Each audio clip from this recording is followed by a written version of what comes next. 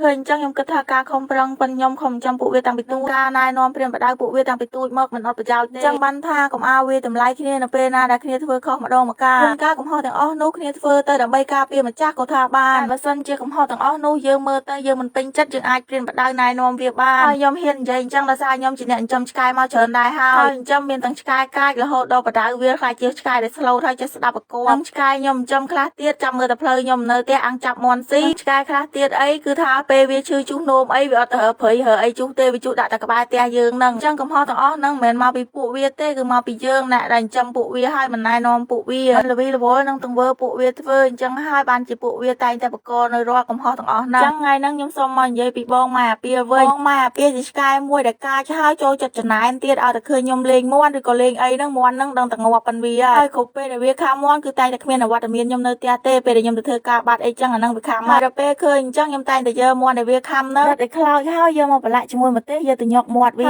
សួរថាវិធីហ្នឹងធ្វើឲ្យវារៀងអត់គឺថារៀងបានមួយរយៈដែរដល់ពេលមួយរយៈក្រោយវារៀងភ្លេចខ្លួនវានឹងខាំទៀតមែនអត់ដល់អញ្ចឹងមាន់ដែលវាខាំហ្នឹងយើងធ្វើវិធីដដែលដល់ទៅធ្វើអញ្ចឹងម្ដងជាពីរដងទៅថ្ងៃក្រោយគឺវារៀងតែមកលែងហ៊ានទៅខាំមាន់ទៀតហ្នឹងជាបទពិសោធន៍សម្រាប់ខ្ញុំផ្ទាល់ហើយចំពោះរឿងវាកាចវិញនិយាយពីថាបើឃើញពីណាជីកឡើងផ្ទះហ្នឹងវិញដឹងតែដេញគេប្រផាត់ប្រភេងជួនកាលអាចតែប៊ីខាំគេក៏មានដែរពេលដែលយើងឃើញអញ្ចឹងយើងមិនអាចស្រែកតែមាត់បានទេនៅពេលណាដែលហៅវាមកចិត្តយើងហើយអាចញ៉ឹងលកជាវារហូតដល់ពេលវាស្រែកយំខ្លាំងឬក៏យើងអាចវាយមាត់វាឬក៏អាចយកកត្រៃមកច្រឹបរកជាវាចេញបន្តិចទៅដើម្បីឲ្យវាចាំថ្ងៃក្រោយទោះបីវាឃើញអ្នកណាក៏ដោយគឺវាបានត្រឹមតែព្រុសមិនហ៊ានខាំគេទេហើយវិធីដែលខ្ញុំនិយាយហ្នឹងស្ដាប់មើលទៅរៀងខូខើប៉ុន្តែវិធីហ្នឹងហើយធ្វើឲ្យឆ្កែខ្ញុំអាចស្ដាប់ខ្ញុំហើយសួរថាតិចពេលដែលឃើញមនុស្សចម្លែកអីវាលែងហ៊ានព្រុសគឺថានៅតែព្រុសដូចដើមតែគ្រាន់ថាវាមិនកាចដល់ថ្នាក់ទៅខាំគេហើយម្ដងរឿងម៉ែអាពាលវិញម៉ែអាពាលនេះវិញពេលដែលខ្ញុំសុំពីគេមកហ្នឹងគឺវាខ្លួនវាហ្នឹងប៉ិនកូនវានឹងដែរហើយពេលហ្នឹងគឺខ្ញុំមើលឃើញថាវានៅជាមួយនឹងម្ចាស់ដើមហ្នឹងដូចអត់សូវមានអីស៊ីខ្ញុំក៏យកវាមកហើយនៅជាមួយម្ចាស់ដើមហ្នឹងគឺគេអត់មានចំមាន់ចំអីដូចផ្ទះខ្ញុំទេតែពេលខ្ញុំយកវាមកចំដបងហ្